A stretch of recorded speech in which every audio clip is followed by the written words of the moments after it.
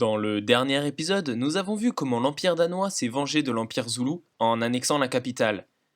Comme nous l'avons dit, le nouvel objectif est Nobamba, qui est devenue la capitale des Zoulous. Mais comme nous le verrons, tout ne s'est pas vraiment passé comme prévu.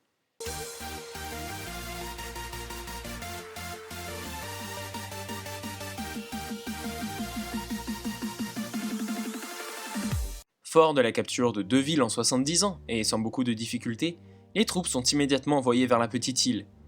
Dès l'arrivée des premières troupes en 1720, elles vont se confronter aux troupes zoulous qui se trouvent être bien plus avancées qu'elles. Sûr de remporter cette bataille en peu de temps, le Danemark va même commander la construction d'écuries dans la ville de Aarhus, là où il aurait pu être préférable de favoriser la formation de troupes.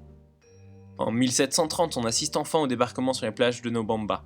Les trébuchets sont débarqués en compagnie d'un général illustre, et la réponse des Zoulous ne se fait pas attendre. Une unité de trébuchets sera immédiatement détruite en débarquant.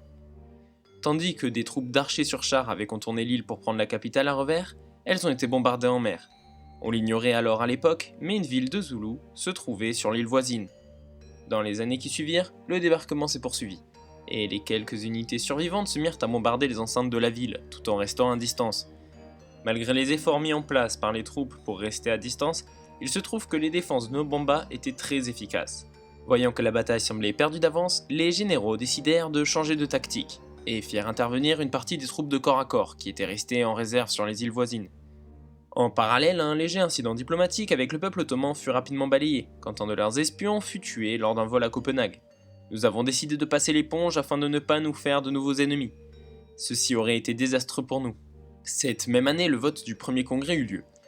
À cette occasion, et afin de prouver notre soutien au peuple phénicien, nous avons décidé de voter contre l'embargo contre Carthage, ce qui a eu pour conséquence que cette année, aucune proposition ne fut acceptée.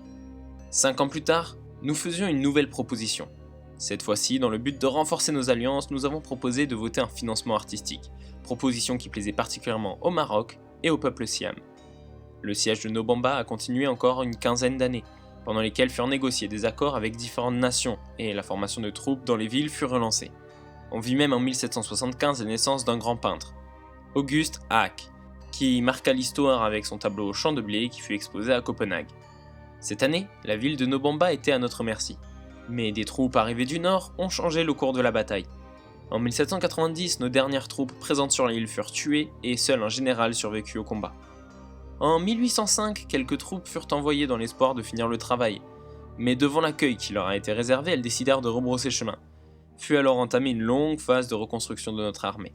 Toujours dans un souci de maintenir de bonnes relations avec les autres peuples, nous avons accédé à la demande de financement des Phéniciens 5 ans plus tard. En 1825, on reposait le pied sur le sol zoulou, 5 ans avant le centenaire du premier débarquement.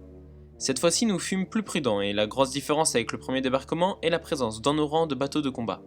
Alors que les Zoulous tentaient de nous encercler, nous avons réussi rapidement à nous débarrasser de leur armée et avancer sur la ville.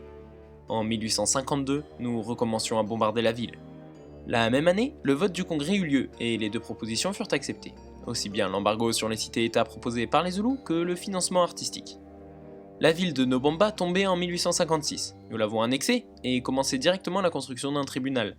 Un port fut également construit cette année à Kopang, rapprochant la ville de la capitale. Nos doutes sur la présence d'une ville sur l'île voisine furent également confirmés. En 1858, une nouvelle œuvre fut créée par un de nos artistes, Embarcation de personnes malades au port de Baklava, par William Simpson. Cette œuvre fut exposée à Nobamba. Après de longues négociations, la paix fut enfin négociée en 1860 avec le peuple zoulou, marquant ainsi la fin de 220 ans de guerre. Cependant, ceci laisse des traces dans notre histoire, et ce n'est pas avec la fin de la guerre que toutes les tensions furent effacées.